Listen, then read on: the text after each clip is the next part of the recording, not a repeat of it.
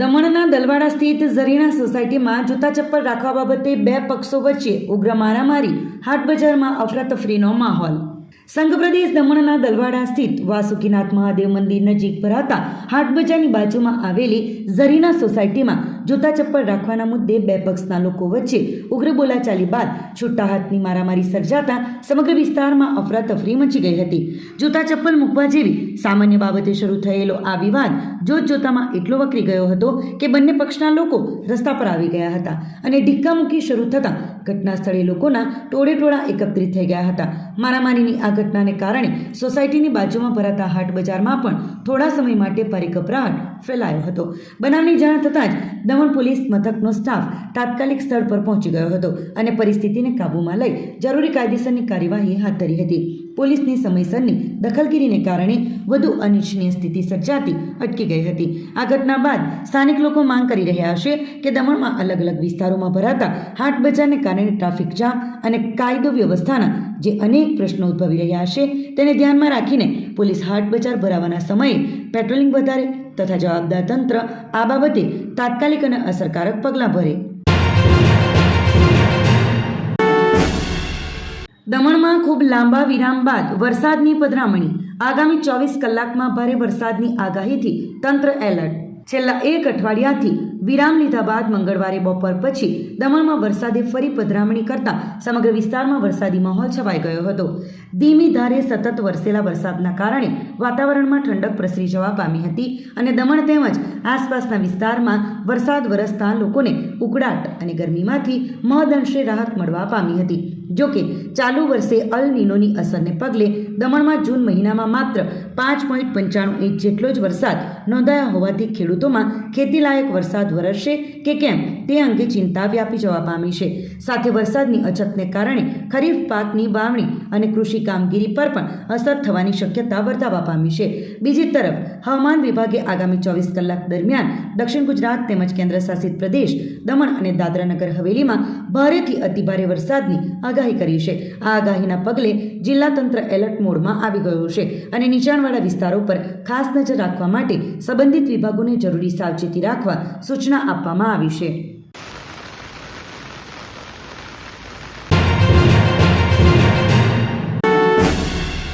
દમણમાં લાંબા વિરામ બાદ ધોધમાર વરસાદથી નીચાણવાળા વિસ્તારોમાં જળબંબાકાર.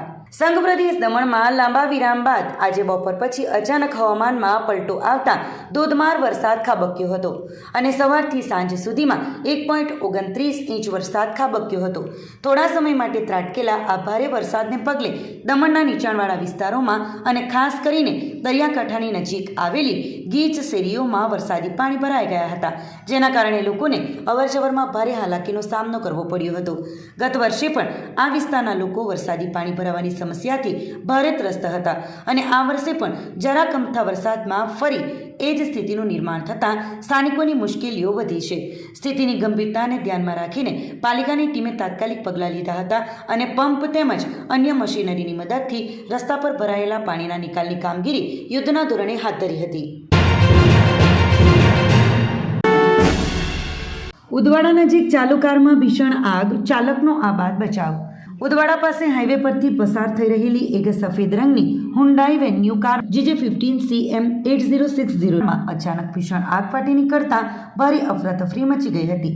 આગ લાગવાની જાણ થતાં જ કારના ચાલકે સમય સૂચકતા અને તત્પરતા દાખવીને કારને હાઈવેની સાઈડમાં રોકી દીધી હતી અને તરત જ બહાર નીકળી જતા પોતાનો જીવ બચાવી લીધો હતો.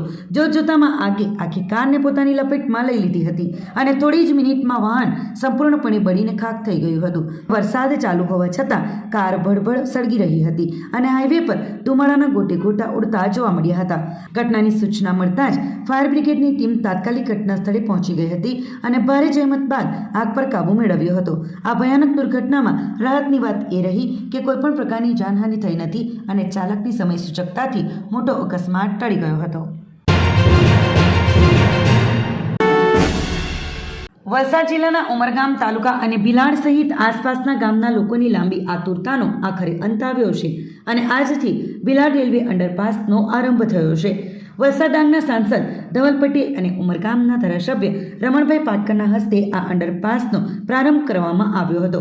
આ પ્રસંગે આ વિસ્તારના સ્થાનિક રાજકીય અગ્રણીઓ અને ભાજપના કાર્યકર્તાઓ સાથે મોટી સંખ્યામાં ઉમરગામ અને ભિલાડવાસીઓ પણ ઉપસ્થિત રહ્યા હતા. મહત્વપૂર્ણ છે કે ભિલાડની વચ્ચેથી રેલવે લાઇન પસાર થાય છે. આથી એક તરફથી બીજી તરફ જવા રેલવે અંડરપાસ હતો, પરંતુ આ જૂના રેલવે અંડરપાસમાં કલાકો સુધી ટ્રાફિક જામમાં લોકોએ ફસાઈ રહેવું પડતું હતું. સ્કૂલ જતા બાળકો અને નોકરી ધંધાર્થે જતા લોકો પણ ટ્રાફિક જામમાં ફસાવા માટે મજબૂર થતા હતા. જોકે હવેથી ભિલાડનો નવો રેલવે અંડરપાસનો પ્રારંભ થતાં જ એક તરફથી બીજી તરફ સરળતાથી જઈ શકાશે. આ અંડરપાસ શરૂ થતાં લોકોએ કલાકોના ટ્રાફિક જામની પરેશાનીથી રાહત મળશે. સાથે જ નેશનલ હાઈવેથી ભિલાડ અને ઉમરગામ સુધી જવા માટે કિલોમીટરનો લાંબો ચક્રાઓમાંથી પણ તેમને મુક્તિ મળશે. આ અંડરપાસના આરંભ વખતે સાંસદ ધવલ પટેલ અને રમણ પાટકરે પણ આ અંડરપાસ આ વિસ્તારના લોકો માટે ખૂબ જ ઉપયોગી પુરવાર થશે એવો આશાવાદ વ્યક્ત કર્યો હતો અને આગામી સમયમાં ઉમરગામ તાલુકા અને વલસાડ જિલ્લાના પડતર રેલવેના પ્રશ્નોનો ઝડપી ઉકેલ આવે તે માટે હંમેશા પ્રયાસ કરવા માટેની ખાતરી આપી હતી. આજે આતુરતાનો અંત આવ્યો છે, વર્ષોની પ્રતીક્ષાનો પણ અંત આવ્યો છે, કારણ કે આજે આપણો ભિલાડ રેલવે અંડરપાસ બનીને તૈયાર થઈ ગયો છે. આના માટે ખાસ કરીને આપણા દેશના રેલવે મંત્રી અશ્વિની વૈષ્ણવજીને ખૂબ ખૂબ ધન્યવાદ આપવા માંગુ છું, જેમણે અમારી રજૂઆત થકી આ બ્રિજમાં જે અડચણો આવતી હતી એને દૂર કરી અને જે તે મશીન, જે તે જરૂરિયાત હતી એ બધું જ વસ્તુ પૂર્ણ અમને આપી. એના કારણે આજે રેલવે અંડરપાસ બનીને તૈયાર થઈ ગયો છે. આના થકી આપણા ભિલાડ હોય કે સરીગામ હોય કે આજુબાજુના વિસ્તારના દરેક લોકોને ખૂબ ફાયદો થવાનો છે.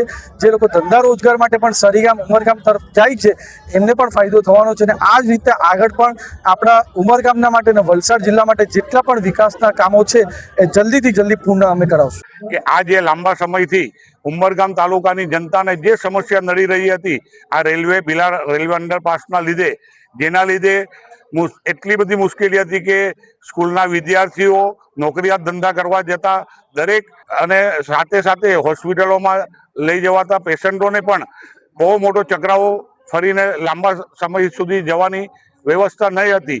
જેના લીધે છેક ફાટક અને જે ફાટક ખૂબ ટાઈમ માટે બંધ રહેતો હતો, જેના લીધે ખૂબ મુશ્કેલીઓ થતી હતી. આજે અંડરપાસ શુભારંભ થયો છે, જેના લીધે તમામ સમસ્યાનો ઉકેલ આવશે અને અમારા તમામ સ્કૂલના વિદ્યાર્થીઓ, હોસ્પિટલના દર્દીઓ કે તમામ નોકરિયાત વર્ગને બહુ ખૂબ મોટો લાભ થશે આના લીધે. વાપી મહાનગરપાલિકાની સામાન્ય સભામાં વિવિધ સમિતિઓની રચના અને સિટી બસના ટાઈમ ટેબલને મંજૂરી. વાપી મહાનગરપાલિકાની સામાન્ય સભા મેયર દક્ષાબેન રાજેશભાઈ પટેલના અધ્યક્ષ સ્થાને યોજાઈ હતી. સભામાં એજન્ડા ક્રમાંક 1 હેઠળ તારીખ 22/6/2026ના રોજ મળેલી સ્થાયી સમિતિની બેઠકની કાર્યવાહીને સર્વાનુમતે મંજૂર કરવામાં આવી હતી. ત્યારબાદ એજન્ડા ક્રમાંક 2 હેઠળ વાપી મહાનગરપાલિકાની વિવિધ વિષય સમિતિઓની રચના કરવામાં આવી હતી. જેમાં આરોગ્ય સમિતિમાં સંદીપ અમૃતભાઈ પટેલ, જાહેર બાંધકામ સમિતિમાં જયેશભાઈ કંસારા, પાણી પુરવઠા સમિતિમાં કૌશિકભાઈ પટેલ, નગર નિયોજન સમિતિમાં મિત્તલબેન કુંજલ શાહ, સમાજ કલ્યાણ આનંદ પ્રમોદ અને સાંસ્કૃતિક સમિતિમાં ટીનાબેન હળપતિ, ગટર સમિતિમાં ભવલેશભાઈ કોટડિયા, કાયદા સમિતિમાં નિહલબેન મનીષભાઈ નાયક, હોસ્પિટલ રોગી કલ્યાણ સમિતિમાં મનીષાબેન દાયમા, ગૃહ નિર્માણ અને ઉદ્યાન સમિતિમાં દેવલબેન દેસાઈ, લાઇટ અને ફાયર સમિતિમાં રણજીતભાઈ પટેલ તેમજ જાહેર પરિવહન પ્રવૃત્તિ સમિતિમાં દર્પણ વિનોદરાય દેસાઈનો સમાવેશ થાય છે. એજન્ડા ક્રમાંક 3 હેઠળ વાપી મહાનગરપાલિકા દ્વારા સંચાલિત સિટી બસ સેવાના નવા ટાઈમ ટેબલને પણ સર્વાનુમતે મંજૂરી આપવામાં આવી હતી. આ નિર્ણયથી શહેરના નાગરિકોને વધુ સુવ્યવસ્થિત અને સમયબદ્ધ જાહેર પરિવહન સેવા ઉપલબ્ધ બનશે તેવી આશા વ્યક્ત કરવામાં આવી હતી.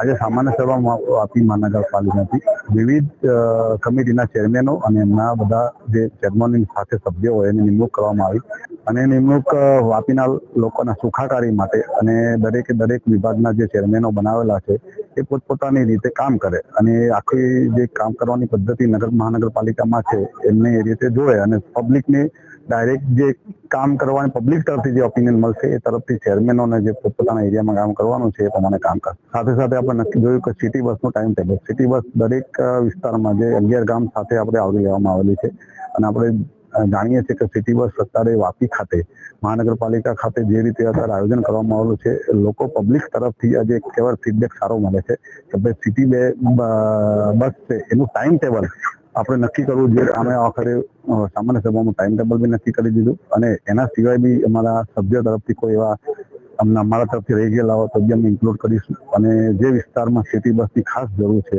એ વિસ્તારમાં આપણું સિટી બસ બી ફરશે અને લોકોને બી આ સગવડ સારી મળશે. આજ રોજ જે સામાન્ય સભા રજિસ્ટર ઓફ ઓડિટોરિયમ ખાતે મળી છે એની અંદર વળી જે કારોબારી સભા સમિતિની મીટિંગ ગઈ એને બહાલી આપવામાં આવી છે, જે સર્વાનુમતે સર્વ કોર્પોરેટરોએ પાસ કરી છે. એના પછી બીજો એજન્ડા અમારો હતો સમિતિની રચના, જેમાં અમારે ભારતીય જનતા પાર્ટીના નિયમ મુજબ 11 સમિતિની રચના કરવામાં આવી છે અને એનું નામો વંચાણે લેવામાં આવ્યા છે. જે તમામ સમિતિને મેયર શ્રીમતી દક્ષાબેન પટેલ તેમજ ડેપ્યુટી એમણે દરખાસ્ત મૂકી છે. એને ડેપ્યુટી મેયર તરીકે નીતેશ નવીનભાઈ દેસાઈ એટલે કે મેં ટેકો જાહેર કર્યો છે અને 11 સમિતિની અમે રચના કરી છે અને સિટી બસમાં જે લોકોનો સુઝાવ હતો એને મંજૂર કરીને નવી સિટી બસનું ટાઈમ ટેબલ અમે મહાનગરપાલિકા ખાતે મૂકી દીધું છે. દરેક જેટલા સ્ટેન્ડ છે એના પર પણ અમે આનું લિસ્ટ મૂકશું, સમય મૂકશું અને એ પ્રમાણે જ બસના રૂટો નક્કી થશે. અત્યાર સુધી એવી કોઈ વ્યવસ્થા નહોતી એટલે આપણે એ નહોતું કરતા. હવે ફાઇનલ થઈ ગયું છે એટલે હવેથી અમલમાં આવી જશે.